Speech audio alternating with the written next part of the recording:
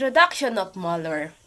Malware, short for the malicious software, is any software intentionally designed to cause damage to a computer, network, or another device.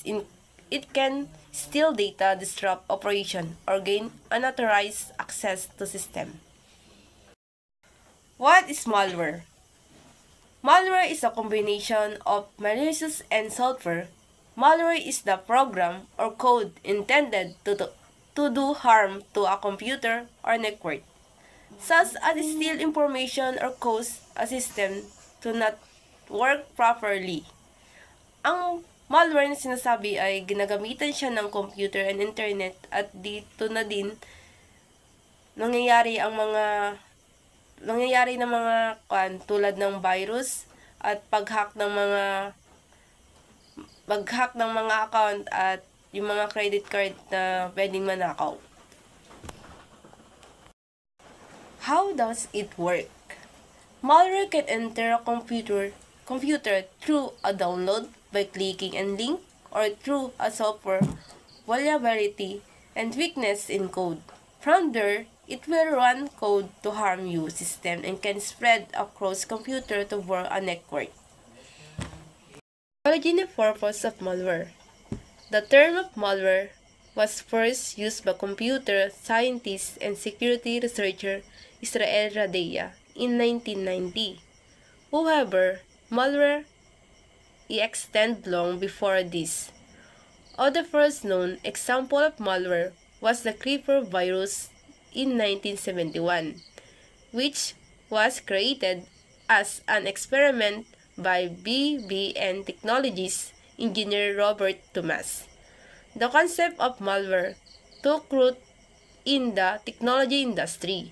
An example of viruses and worms began to appear on Apple and IBM personal computer in the early 1980s before becoming popularized following the introduction of the World Wide Web and the commercial internet in the 1990s.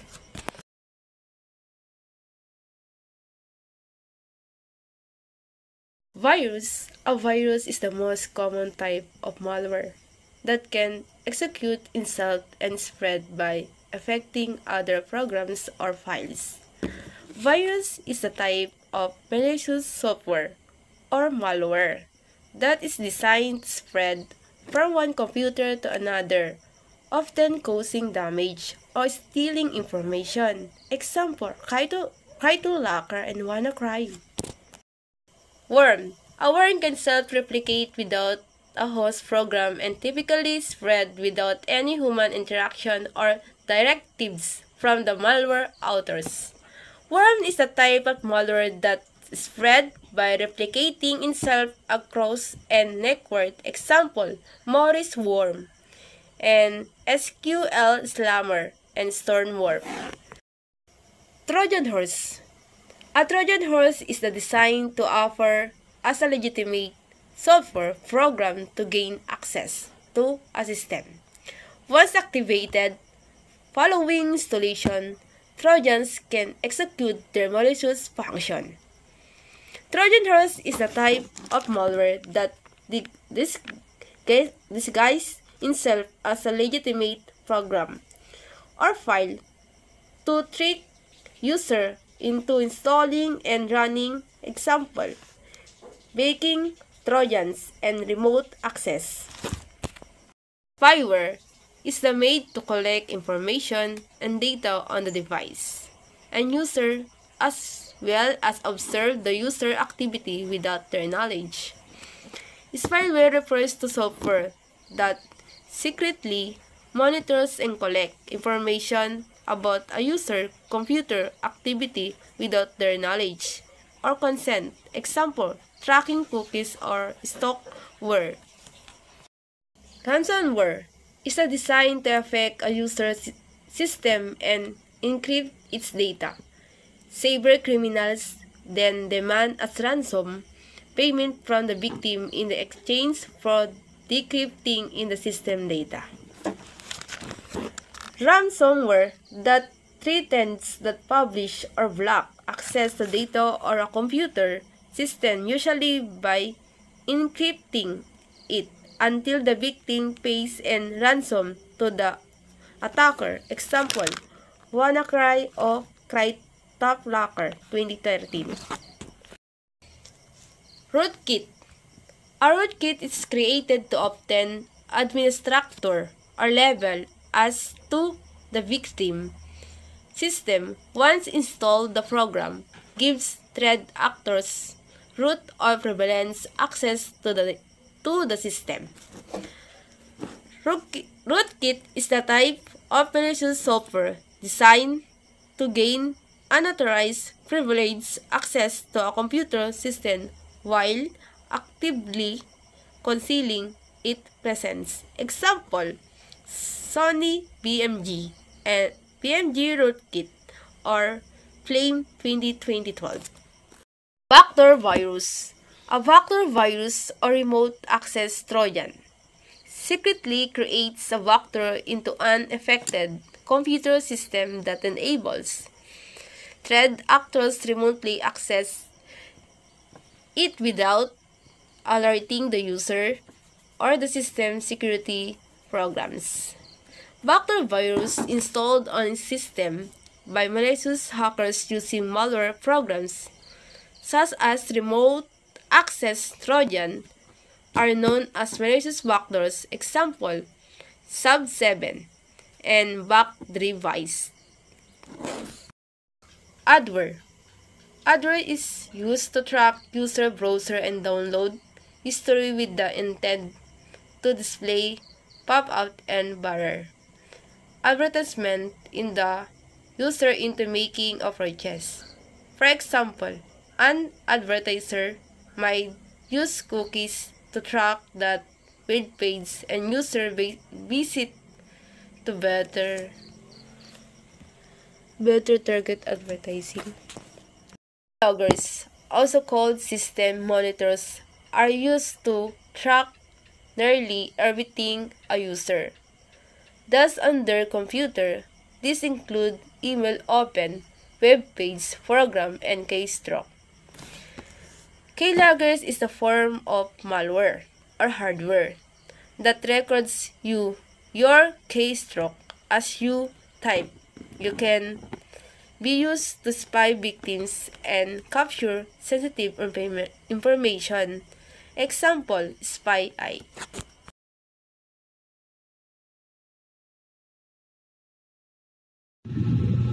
Resident virus. A resident virus is a type of a malware that embeds itself into a computer's memory or a ROM and remains active even after the original infected file is removed. It is spread by infecting new files or programs whenever the system is running. Multipartite viruses. Multipartite viruses are a common type of a malware that can infect a computer system in multiple ways, making them more difficult to detect and remove. They can be spread through virus methods such as in infected files, bootable media, and network connections, and can infect multiple areas of a system, including the boot sector and executable files. This makes them more dangerous than the other type of viruses that typically target a single area. A direct action virus. Direct action viruses are a malware that actually cause damage immediately when you open an infected file. They don't wait, they act right away, like deleting the file or correcting the problems. So, browser hijackers are like the unwanted guests that take over your web browser. They change your homepage, search engine, and where link take you. They often to show you ads or lead you to a dangerous website. They sneak in through a download or a shady link. The override virus. These viruses are like the digital vandals. They break into your computer and scribble all over your files, replacing your important data with a gibberish.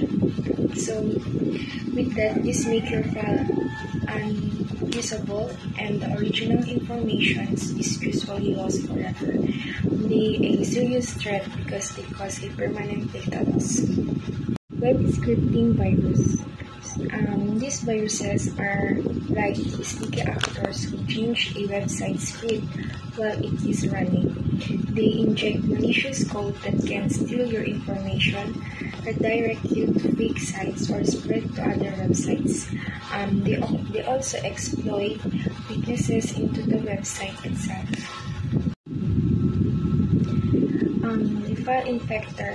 This is like imagine a file infector viruses is like a tiny, mischievous gremlin that is sneak into your file and messes them up from the inside. It doesn't just steal the file, it actually changes them, often making them unusable. This is how a file infector viruses.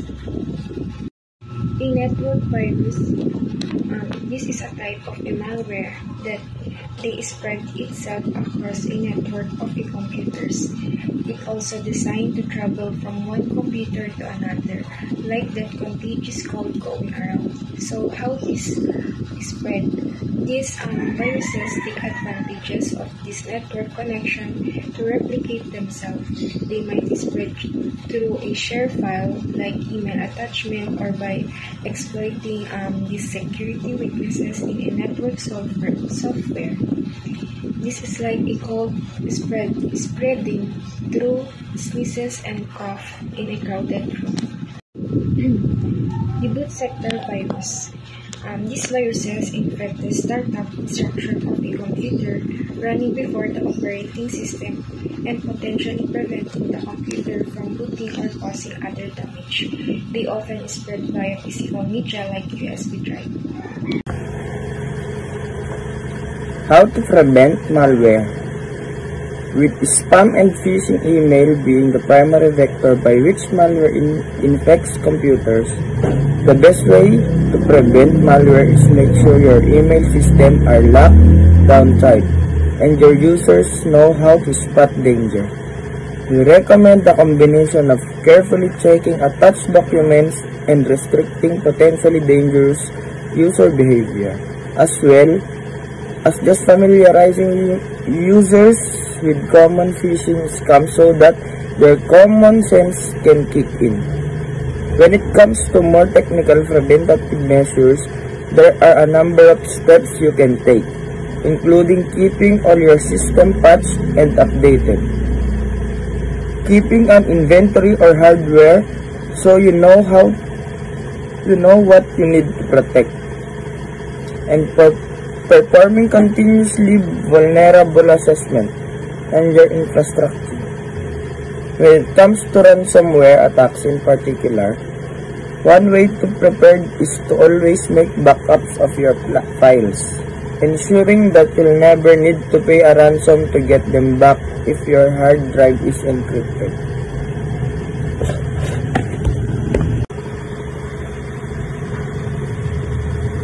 Malware protection. Antivirus software is the most widely known product in the category of malware protection product. Despite virus being the name, most offerings take on all forms of malware. While high-end security pros dismiss it is obsolete, it's still the backbone of basic anti-malware defense. Today's best antivirus software is from vendors Kaspersky Lab, Symantec, and Trend Micro, according to the recent test by A/B Test. When it comes to more advanced corporate networks, endpoint security offerings provide defense in depth against malware. They provide not only the signature-based malware detection that you expect from antivirus, but anti-spyware, personal firewall, application control, and other style of host intrusion prevention. Gartner offers a list of its top picks in this space, which include products from Cylance, CrowdStrike, and Carbon Black. How to detect malware? It's fully possible and perhaps even likely that your system will be infected by malware at some point despite your best efforts. How can you tell for sure? CISO columnist Roger Grimes has written a deep dive into how to diagnose your PC for potential malware that you might find helpful. When you get to the level of corporate IT, there are also more advanced visibility tools you can use to see what's going on your networks and detect malware infection. Most forms of malware use the network to either spread or send information back to their controllers. So network traffic contains signal of malware infection that you might otherwise miss. There are a wide range of network monitoring tools out there, with prices ranging from a few dollars to a few thousands. There are also CM tools, which evolved from log management programs. That tools analyze logs from various computers and appliances across your infrastructure looking for signs of problems, including malware infection. CM vendors range from industry stalwarts like IBM and HP Enterprise to smaller specialists like Splunk and Alien Vault.